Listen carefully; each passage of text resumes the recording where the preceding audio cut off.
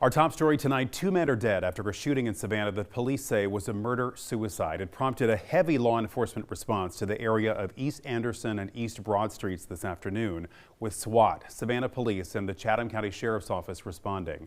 We have team coverage tonight from the scene for you. WSAV's Isley Herschel was among the first on the scene this afternoon. She is joining us live again tonight. So Isley, what are you learning about what happened here today? Ben, the scene has calmed down quite a bit since we last spoke, but earlier this afternoon, police were here and it was quite a busy scene. They were able to respond just before 4 o'clock this afternoon, and when they got to the house, they found a man outside suffering from a gunshot wound. Now the police chief is sharing more on the connection between the two men and what may have happened just before police arrived. He was transported to the hospital where he later died. The shooting suspect at the time barricaded himself inside the home. That's when Savannah's SWAT team and hostage negotiations team arrived on scene. During our investigation and assessment of the situation, we learned that the suspect and the victim, suspect being an adult male also, were known to each other. This wasn't random. They lived in the same residence, making poor decisions, no conflict resolution, no fear of consequences. Officers went into the home after 6 to find the suspect dead. Later, police were able to tell us what they believe happened during the incident. From what I've told, the shooting occurred outside the home. The suspect was inside the residence. The victim was outside the residence, and he shot outside toward the victim.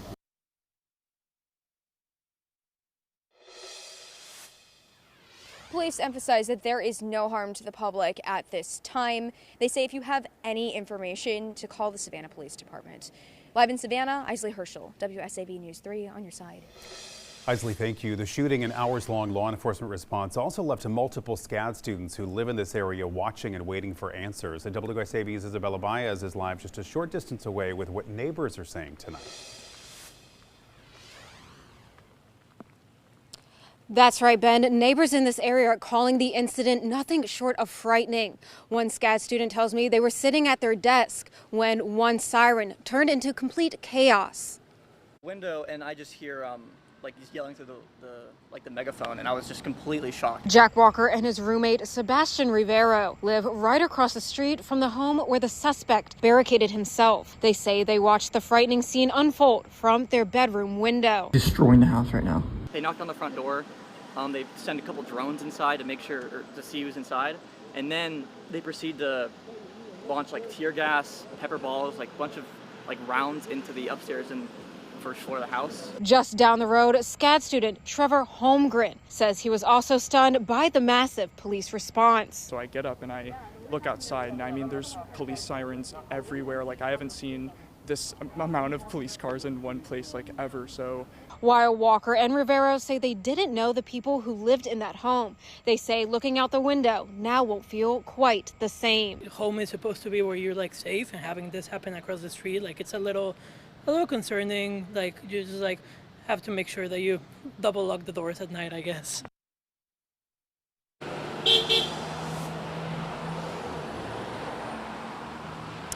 All of the students say despite the fear and uncertainty surrounding this incident, they're trying to remain positive about the community they call home away from home. Reporting live in Savannah, I'm Isabella Baez, WSAV News 3 on your side. Isabella, thank you. There are still some unanswered questions tonight, including what led up to this deadly shooting and the relationship between the two men involved. You can find the latest updates on this developing story as they happen at WSAV.com. New tonight, a frightening moment in Ludowici after a car stalled on railroad tracks and was hit by a train. The crash happened around 9 o'clock tonight at the Macon Street crossing. Georgia State Patrol says a 16-year-old driver and his sister were inside the car when it apparently stalled on the tracks due to the heavy rain. The teenager called authorities before the train reached the crossing. The Long County Sheriff's Office arrived before impact, but deputies were unable to stop the train. Both siblings got out of the car safely before it hit. The collision sent the car about 90 feet from the point of impact. No injuries reported. Authorities are continuing to investigate. Some new developments now. Savannah is hitting pause on new large-scale data centers. City Council approving the move today as leaders take a closer look at how data centers could shape the city's future. WSAV's Nikiah Harris explains what comes next. Council voted unanimously. All in favor indicate by saying aye. Aye. Opposed? Motion passes.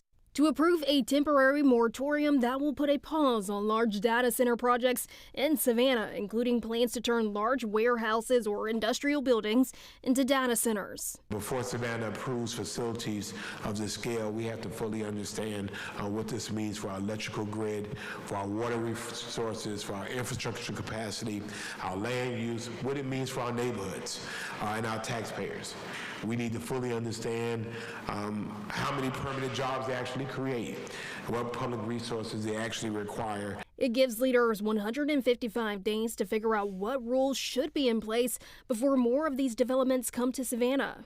That means reviewing current zoning ordinances and discussing whether changes are needed. I will tell you, I've gotten phone calls from other governments saying, well, how are y'all handling it? How are you handling it? We're going to handle it like we handle everything, thoughtfully, judiciously, and certainly with public input. There were no public comments during that meeting. The moratorium will last until late January of 2027. Nakaya Harris, WSAV News 3, on your side. The city has already approved a pause, and now Chatham County could follow suit. Commissioner Dean Kicklighter is proposing a one-year moratorium on new data centers in unincorporated Chatham County. It would not apply to Savannah or any other municipality. County commissioners are set to take up their proposal tomorrow.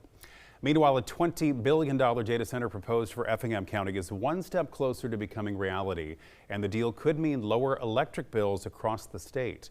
The Public Service Commission has approved a 25-year contract between Georgia Power and OpenAI for Project Camellia.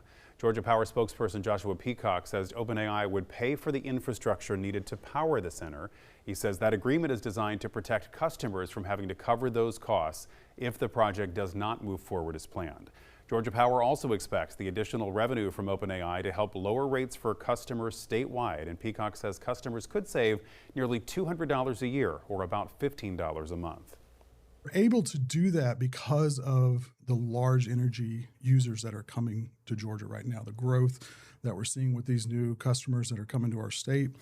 All of that growth generates more revenue for our business, and we're able to leverage that to lower rates for the regular customers. The contract approval does not guarantee the data center will be built in Effingham County. It is one of the major steps needed to move the project forward. WSAV reached out to Effingham County for comment. We are waiting to hear back. A woman accused of throwing a used tampon at a Savannah bartender will avoid jail time. Alea Baldwin Arenau, Justin Bieber's sister-in-law, will not face criminal charges after successfully completing pretrial diversion. The case stems from a 2024 incident at Club Elan in Savannah. Police say Arenau threw the used tampon at a female bartender after she was allowed into an employee bathroom to change it. Surveillance video also showed Arenau fighting with security as she was escorted out. She was charged with simple assault, simple battery, and criminal trespass. Court documents filed this week show she successfully completed the diversion program, meaning those criminal charges will not move forward. A former Beaufort police officer is suing the department, claiming she was fired for raising concerns about how it operated. Stephanie Fritz worked for the department for 15 years. She says the trouble started in 2022 when she filled out a survey raising concerns about juvenile crime, mental health calls, and officer morale. Fritz claims that Chief Stephanie Price and others retaliated, placing her on leave, demoting her, and eventually firing her. The department says she was fired for removing documents from a city server.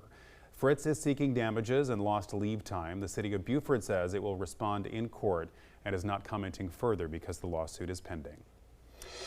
New tonight, big changes are coming to short-term rentals on Tybee Island. City Council approved updates to its STVR ordinances tonight following lengthy public comment and debate. The changes address administrative and on-site violations, clarify citation language, and update parking requirements.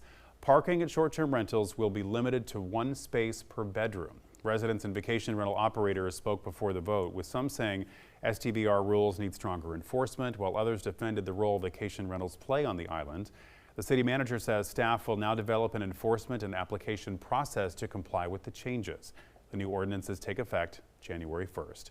Council also approved an agreement for a drone as first responder program. The emergency response drone could get to scenes ahead of first responders and deliver items like EpiPens or flotation devices. The city manager said the first year is free, and the city will evaluate whether the drone becomes part of daily operations during that trial period.